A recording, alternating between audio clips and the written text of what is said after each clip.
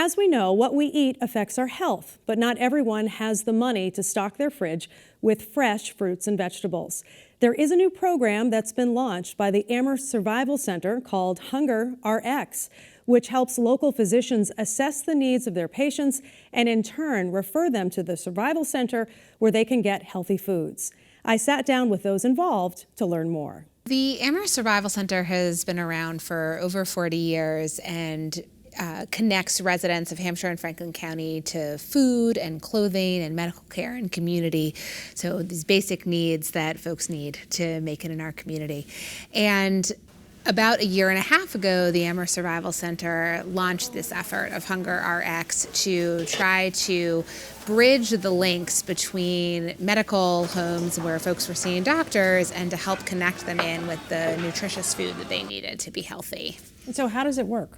So the way that it works is really simple. The Amherst Survival Center partners with area medical providers to do a really brief training and then to distribute some resources. And we hang posters up in the area medical providers that ask people two really simple food security screening questions. Have you ever been worried in the last year that you were going to run out of food before you had money to buy more? And have you actually run out of food before you had money to buy more? And based on those questions, it then suggests that folks talk with their doctor or the nurse practitioner or staff person at that medical provider, and then the medical providers receive training to be able to follow up and refer those patients back to the Amherst Survival Center or other programs that can help connect them with the resources to meet those needs. And so, Katie, what is your role at Amherst Pediatrics as far as connecting people, with services? Sure. So I am a care coordinator at Amherst Pediatrics. So it's a service that's available to all of our patients, but I specifically work with a lot of patients who might be experiencing different barriers to care, such as food insecurity. So we do have the posters around our office. We also do a needs assessment when our patients are getting roomed that asks them to check off yes to any of the obstacles that they might have been facing. So that hits on food insecurity, but other things, transportation, different programs, resources that they might need.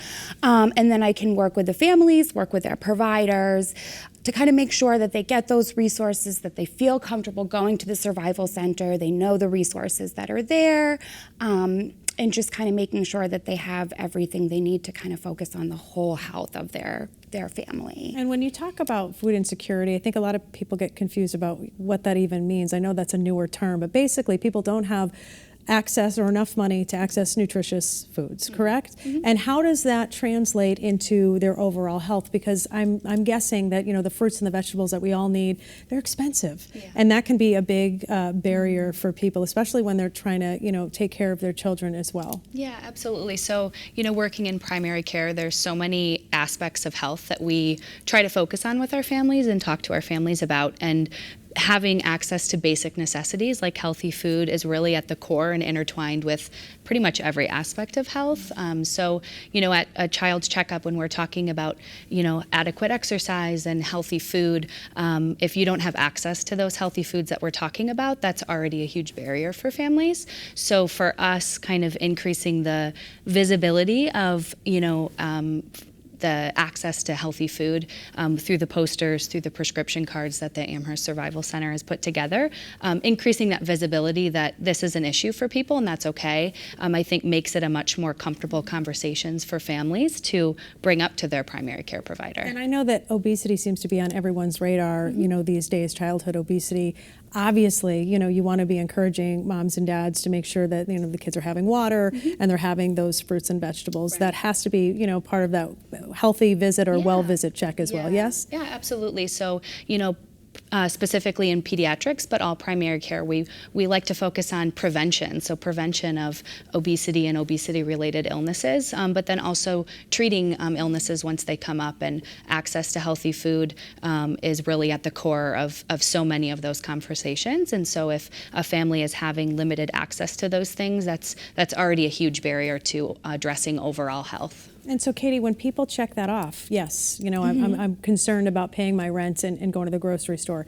Then what do? You refer them back to Lev at the Survival Center? So it's a conversation that then open up between myself and a family. Ideally, I would be going into the room, speaking with them right there, introducing myself so they can kind of put a face to a name. It can be a sensitive topic if they're there with their children. So at times, we'll just kind of make the plan to connect later on when we can have a more open conversation. But I think one of the biggest parts of it for me, which you kind of hit on, the food insecurity part, is people sort of have this mindset that, if I'm not going hungry, then I'm not experiencing food insecurity. If, we're having to cut down on other things to make ends meet, or I'm not getting all of the food that I need, but my children are. I hear so often from people saying, well, I don't want to take the resources away from another family who might need it more. So it's also sort of normalizing that this resource does exist for families who are in that situation. And if you can save a little bit of money on getting healthy groceries, that's going to open up the funds that you do have for other things, because it all overlaps so much. I mean, like Jenny was saying about prevention, if you're not getting adequate sleep, if you're not getting adequate exercise, if you're not getting adequate food, all of that is part of health. And, just having one of those pieces kind of fall by the wayside, the stress levels, stress can do, a whole number on your health as well. So, kind of normalizing it to the families that, the center is great, you're going to be welcomed with open arms. There's plenty of other families who are in your same situation, and you don't need to be kind of that stereotypical, I don't have any food to go there. It's going to give you access to healthy food, and it's just going to kind of, open up everything else in your life. And when people show up, what is it like? Is it like a food shopping thing? Do you kind of walk people through it and guide them? Well, there are a number of different resources that folks can access when they come to the Amherst Survival Center. But first and foremost, what we are is a community center. And we're a community center that is open to anyone from anywhere who wants to come for any reason. And so when folks walk through the doors, they are only asked 2 questions. The first is, what town do you live in? And there's no wrong answer. Anyone from anywhere can come in. We just use that to basically get a head count and have a sense of the geographic spread of who we're serving. And the other question we're going to ask is, would you like a ticket for fresh food distribution? Because there's a number system just to prevent a long line, so you get a randomized number that we then call. But anyone from anywhere can access our free community meals program. So every day that we're open, we have a breakfast bar. We serve a delicious hot lunch. We're one of the best restaurants in North Amherst. A really delicious hot lunch that always includes fresh vegetables and fruit salad and cooked vegetables and a whole host of great healthy food, as well as protein options. Anyone from anywhere can access fresh food distribution. That's what you're getting that little ticket for that I mentioned. And so with that, folks go through, and we have volunteers every morning who go out to a whole bunch of different amazing grocery store partners and farms and bring back close to 2,000 pounds of produce and bread and fresh food that then we give away. And so again, no eligibility, you don't have to fill out any forms, you don't even have to tell us your name, but can go through and get that each day that we're open. We also have a free community store that folks can access, which has clothing and housewares and other basic things that people need.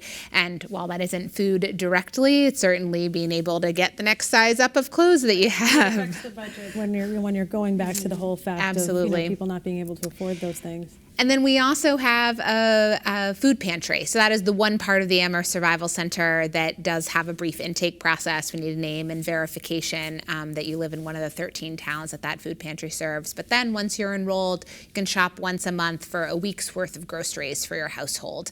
And that's a combination of non-perishable dairy, milk, and cheeses. We also have frozen meats and other proteins and some prepared food as well. So you can get a really good grocery shop in once a month. So do you think this is kind of like the way of the future as far as, servicing people, medically and treating people, making sure that, they keep themselves healthy and get ahead of any sort of problems like high blood pressure or anything else down the road? I think it should be. I think it needs to be. I think, like I mentioned earlier, I think, focusing on prevention, so primary prevention, make sure everyone is equipped to take care of their body and their health, before we start getting into high blood pressure, obesity-related illnesses, disease, is so important. And so I think making sure that families who might have lower access to some of these basic necessities and evening that out and making sure people have comfortable conversations with their healthcare provider about this is so important.